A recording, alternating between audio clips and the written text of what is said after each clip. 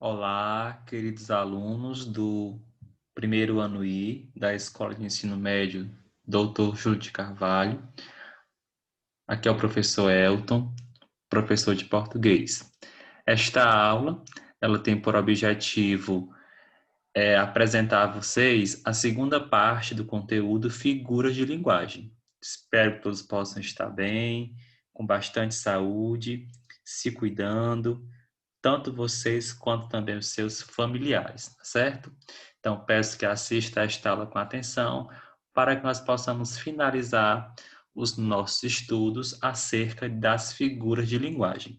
Na aula da semana passada, nós fizemos o estudo da primeira parte das figuras e hoje concluiremos com a segunda parte, certo? Então, acompanhe com bastante atenção. Vamos reforçar o que significa o termo, a expressão, figuras de linguagem.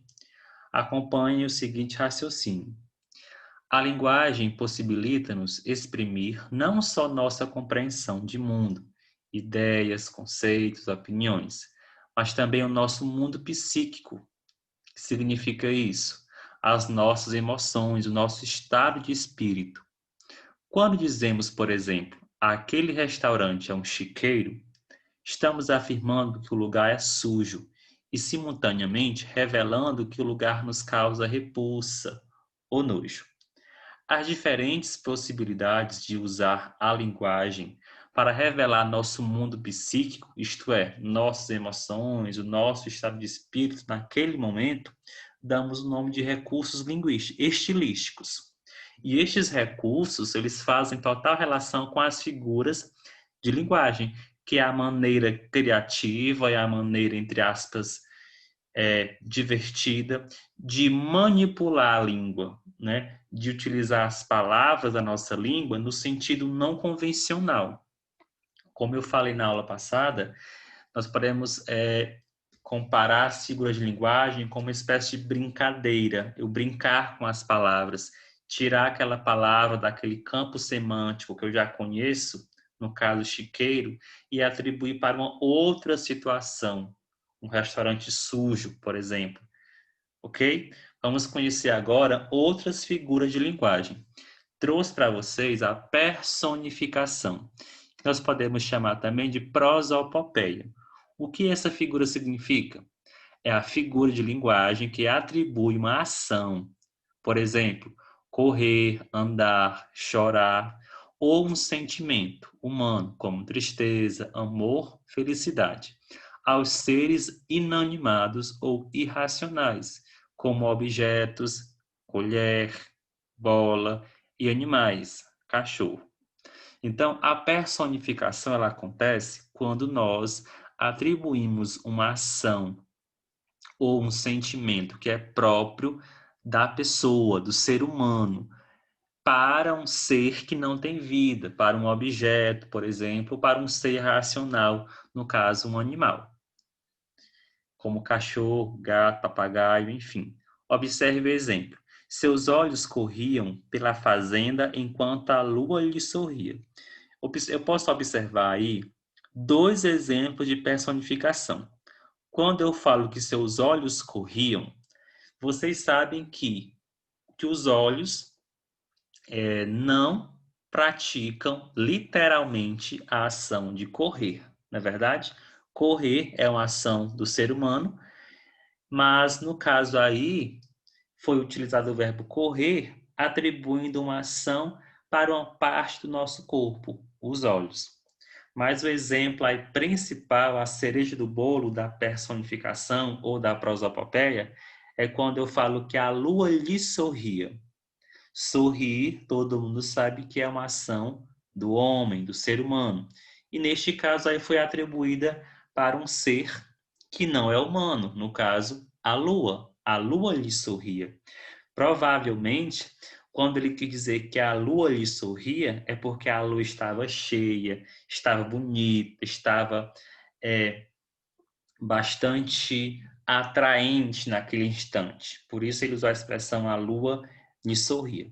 Então, quero que vocês entendam que a personificação que eu também posso chamar de prosopopeia, ela acontece muito quando a gente atribui uma característica do ser humano ou até mesmo sentimento humano para algo que não seja humano, para um objeto, para um animal, ok? Vamos falar agora de hipérbole. O que é a hipérbole? Consiste no exagero de uma ideia para conseguir maior expressividade para enfatizar algumas situações. Veja os exemplos. Ela chorou rios de lágrimas. Estou morrendo de sede e há séculos que te espero. Observe nos 3 exemplos o exagero. Será que realmente ela chorou um rio de lágrimas? Não. Será que realmente ela está morrendo por conta da sede? Também não. E será que realmente faz séculos que alguém te espera? Também não.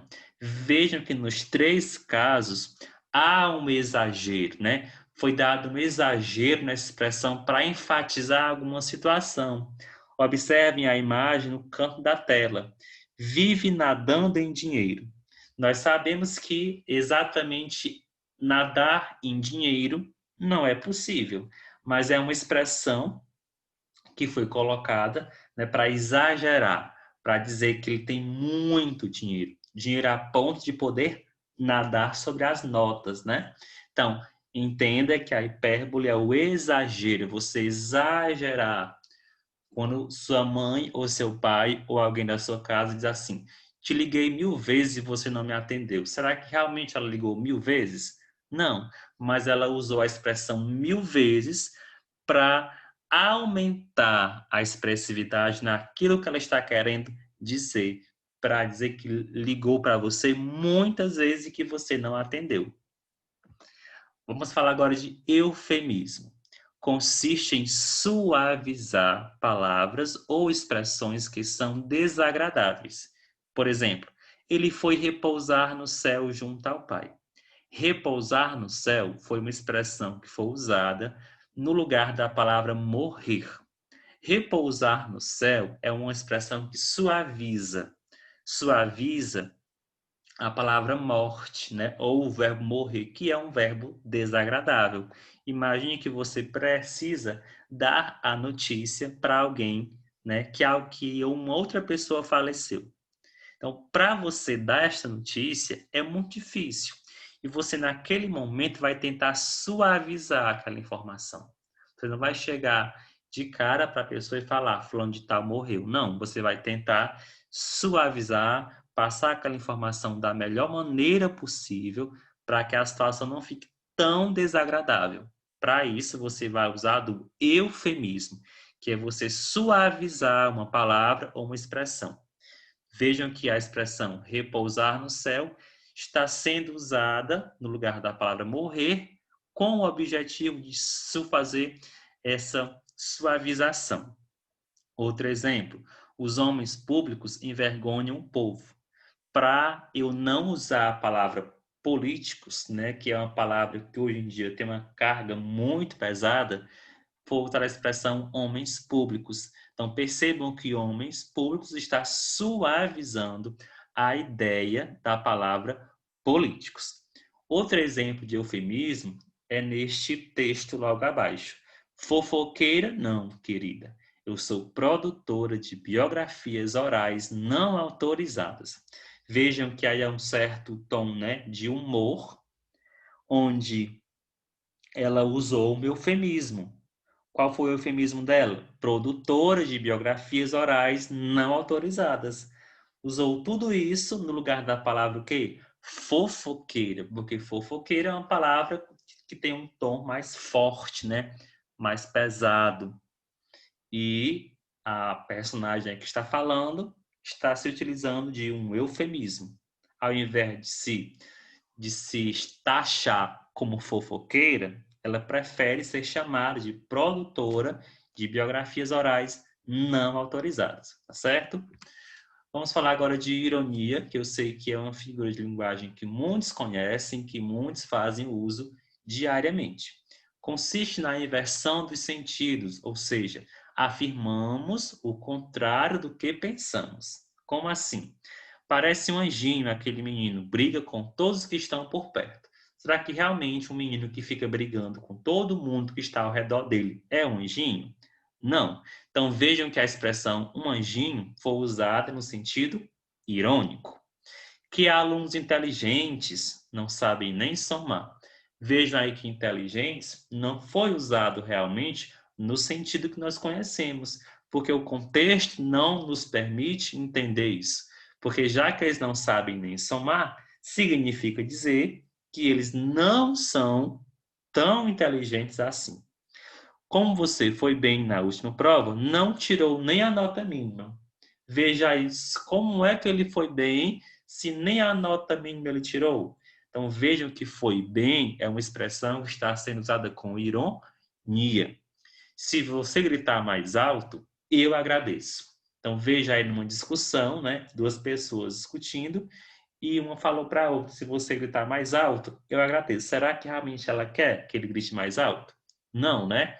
Então, acho que com esses 4 exemplos, vocês conseguiram captar a ideia do que é uma ironia, que é quando você usa uma palavra que tem um sentido, mas você quer, naquele momento, justamente trazer o sentido contrário daquela palavra, ok?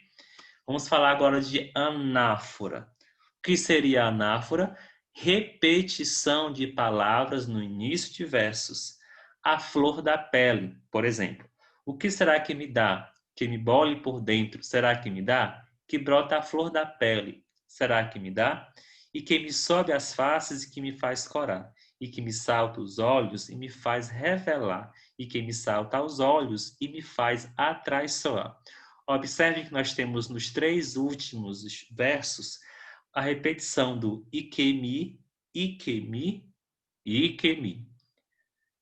De acordo com as figuras de linguagem, esta repetição de palavras no início dos versos iremos chamar de anáfora, certo? Então, hoje conhecemos a anáfora, que é a repetição de palavras no início de versos. Conhecemos a ironia, que é quando nós usamos uma palavra que tem um sentido, mas naquele contexto queremos atribuir o sentido contrário, inverso.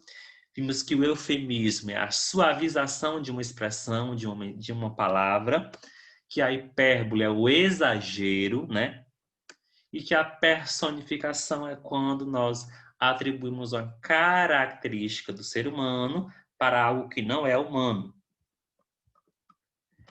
Vocês deverão fazer a atividade do livro didático, conforme vocês já receberam no manual, né, impresso.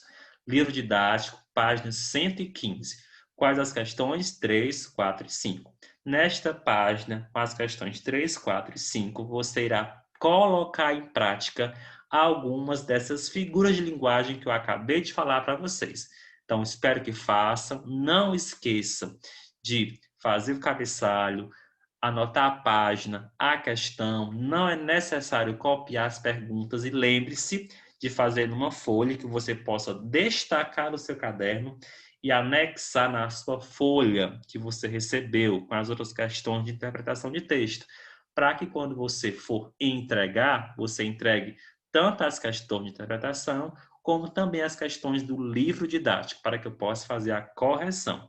Um forte abraço a todos, uma boa semana, se cuidem e que Deus abençoe a cada um.